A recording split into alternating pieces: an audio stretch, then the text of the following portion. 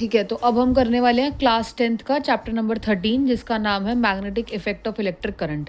पहले इसके basics term को समझेंगे जिसमें हम समझेंगे सीसीसी क्या होता है। सीसीसी की फुल फॉर्म क्या होती है? Current carrying conductor. मतलब बेसिकली वो कंडक्टर, वो मशीन्स जो आपका क्या कैरी करती हैं? करंट। ठीक है, विद्युत प्रवाह जो है वो रखती हैं। ठीक है, अब बेसिक्स देखते हैं। बेसिक्स में क्या है? अगर हमें बेसिक जानने हैं तो हमें पता होना चाहिए कि हम इसे ही और क्या कह सकते हैं, या इलेक्ट्रिक करंट को हम क्या किस फॉर्म में देखते हैं? Flow of charges. किस फॉर्म में?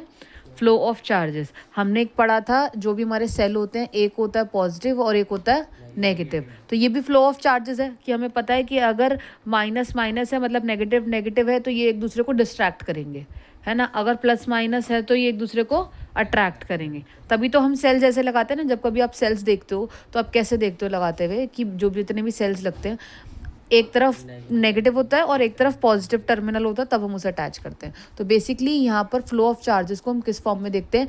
नेगेटिव चार्जेस की फॉर्म में देखते हैं। और नेगेटिव को हम किससे डिनोट करते हैं? इलेक्ट्रॉन से। किससे डिनोट करते हैं? इलेक्ट्रॉन से। ठीक है, अगर मैं आपको जर्नली दिखाऊं कि ये कैसे काम कर रहा है, तो ये कैसे काम कर रहा है? यहाँ पर प्लस और माइनस के चार्जेस हैं और ये सिंपल ऐसे रन कर रहा है। ठीक है, चार्जेस ऐसे फ्लो हो रहे हैं। ठीक है, charges flow always positive to negative. हमेशा चार्जेस कैसे जाएंगे? पॉजिटिव से चालू होंगे और किस तरफ जाएंगे? नेगेटिव से। मतलब कैसे जाएंगे? पॉजिटिव से जाएंगे और नेगेटिव की तरफ जाएंगे। समझ में आया? अब बुक में आपकी एक एक्टिविटी दे रखी है, एक्टिविटी 13.1। अगर ये चैप्टर आपका डिफरेंट है तो ये उसके नंबर के अकॉर्डिंग होगा। ठीक है, तो चलो अब यहाँ पर आ जाओ। देखो, इस एक्टिविटी में ना इन्होंने एक इमेज बना रखी है।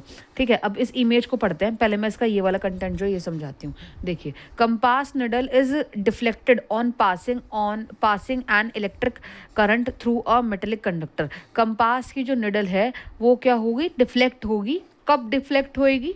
जब इलेक्ट्रिक करंट उस मेटेलिक कंडक्टर से पास होगा। ठीक है, यहाँ पर ये साबित करने की कोशिश कर रहे हैं लोग। आप मुझे बुक दिखाओ हिंदी मीडियम वाली, मैं हिंदी मीडियम से भी आपको एक बार बता देती हूँ।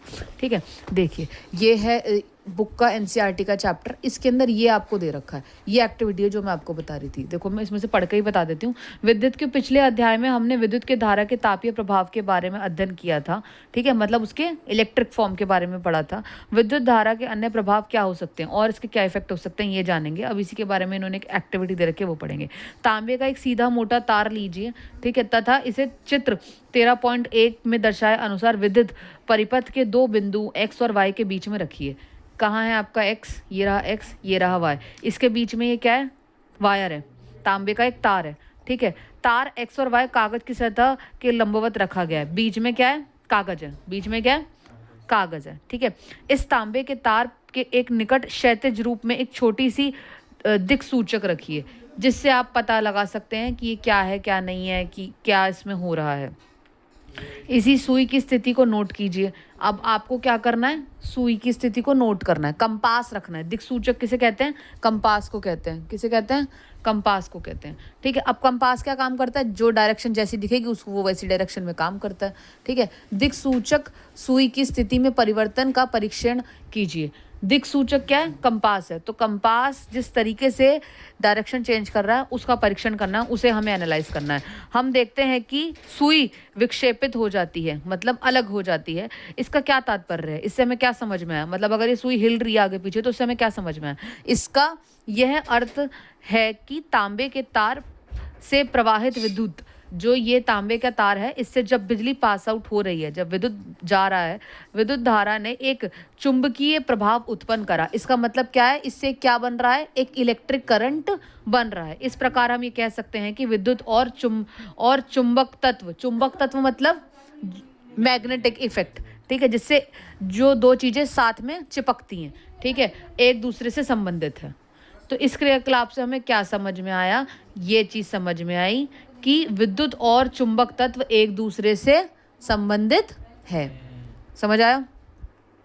ऐसा ही कुछ मैं आपको यहाँ पर इस बेसिक एक्टिविटी के अंदर यहाँ पे आपको समझाने की कोशिश कर रही हूँ कि ये हमेशा कैसे दिख रहा है कि ये क्या है? एक लॉन्ग स्ट्रेट कंडक्टर है। ठीक है, हमें क्या देखना है कि ये क्या है? आपका यहाँ पर कंपास है। जब ये कंपास हिलने लगेगा इसकी वजह से, इस वायर की वजह से, तो हमें क्या समझ में आएगा कि यस, कि जो भी आपके जो भी आपकी वायरिंग है, इस वजह से आपका क्या देखने को मिल रहा है, बताओ? मैग्नेटिक इफेक्ट देखने को आपको मिल रहा है। ठीक है, ये मैंने अभी आपको इससे भी पढ़ाया, हिंदी से भी और इससे भी, इंग्लिश से भी। क्या होगा, कैसे होगा, अब हम यहाँ पर ये नेक्स्ट वाले में देखेंगे।